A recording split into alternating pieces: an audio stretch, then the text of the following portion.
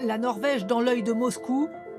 En quelques jours, la police norvégienne a arrêté 7 ressortissants russes. Ils sont poursuivis pour avoir fait voler illégalement des drones sur tout le territoire et avoir pris des images de sites sensibles.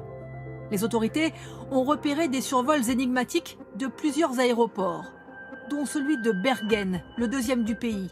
Hier, il a dû fermer 2 heures. Autre zone survolée par ces mystérieux appareils, d'importantes plateformes de forage pétrolier en mer du Nord. Et cette usine à gaz, la plus grande d'Europe en matière de traitement gazier.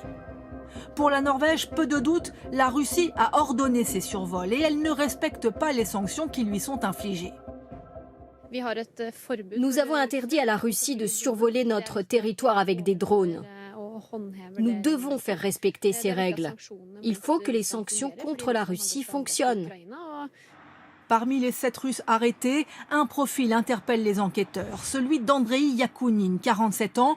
Il est le fils d'un proche de Vladimir Poutine, l'ancien patron des chemins de fer russes. Que faisait Yakounine dans la région du Svalbard, une zone minière, où il a été interpellé en train de filmer avec son drone? Il affirme, comme les autres prévenus, être venu en vacances.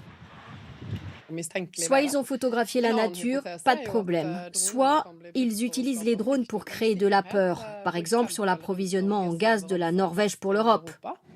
La Norvège serait-elle aujourd'hui ciblée par Moscou parce qu'elle est devenue le principal fournisseur gazier de l'Europe?